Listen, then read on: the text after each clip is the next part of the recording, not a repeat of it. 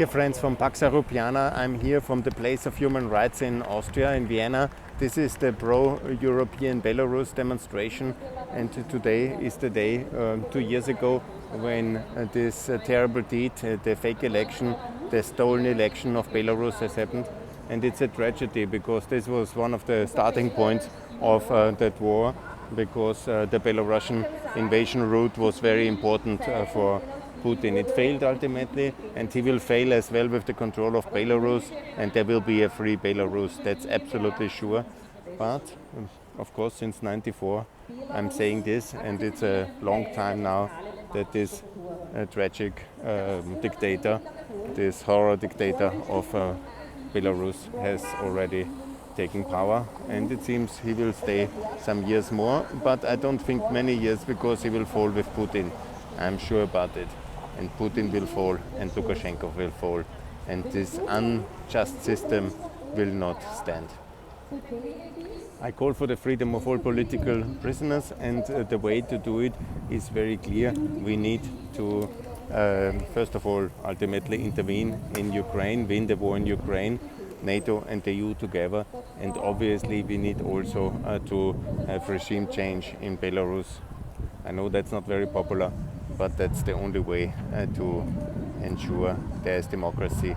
And what Belarusian dictatorship means with all the people in prison and torture chambers is one of the worst dictators we have, of course, worldwide now. It's a hostile power now under Lukashenko, and there should be freedom for the people of Belarus. And I'm confident there will be this freedom. And it is needed a stronger Western resolve, more unity, and ultimately the reconquest of this country which is under this terrible dictatorship today. What we need to do is to fully boycott Belarus and also have a military and kind of complete economic boycott of Belarus and of Russia.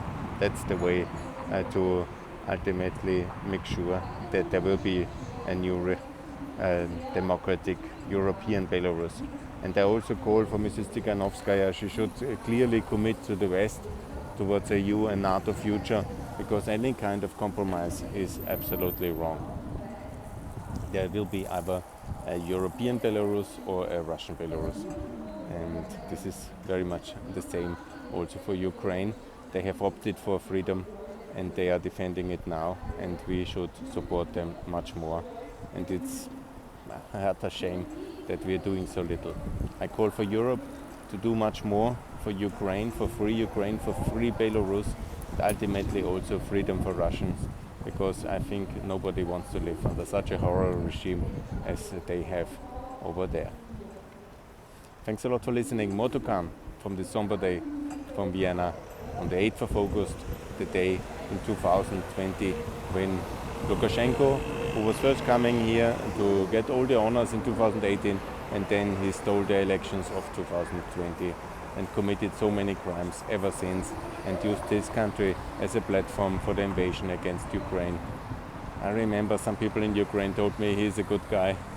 He was always a terrible dictator since '94, when he illegally usurped the power in his country as a role model for the Russian takeover of Putin in '99.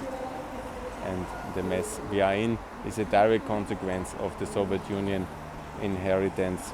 The tragic legacy is alive in not in Yugoslavia, as I already am so focused on that one, in Belarus.